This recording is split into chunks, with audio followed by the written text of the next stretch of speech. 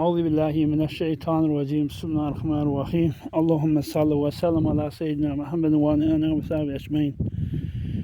Euzubillahimineşşeytanirracim. Bismillahirrahmanirrahim. Elhâkumet tekâthür hattâ zurtumul makâbir.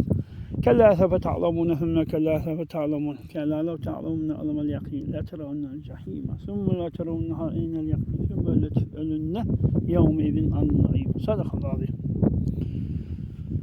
Men şu atlam kabristana Akben tarafta bir kabristana şu atlam gelip dursun şöyle gülektim. Şoňa su vermäne geldim. Hatımlarda kim okuyup boldum. Hatımlarda okuyup bolumdan sonra güle su verakamda inşallah uğrayacak kümede karşı nasip bolsa. İnşallah Allah nasip bolsa. Hem yerden ektim yerdeki ağlar şu atlam. Şiriptir. Bile sulat yok. Güldanın sinek şu attım qawy. İnşallah hene getirip eker nasip bolsa. Allah nasip bolsa.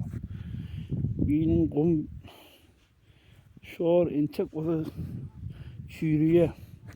Veli onda da inşallah jengelden qum getirip nasip bolsa şu qum inşallah müşemmeyen içine o biyaşın qaw guldanın içine o beri qaw deyip yerde qum onda inşallah ekecek nasip bolsa. Kän qumak gelecek Allah nasip bolsa. Nasip bolsa inşallah. Yani ağlap kabristalardan guldan getirip ekene şoň yelimin ektiýäle guldan ölüň ektiýäle ölecek göwür ýaly. Ýöre biýjeri işinde. Hewar gaçyşdy baş etýäle. Indi de etmeli o.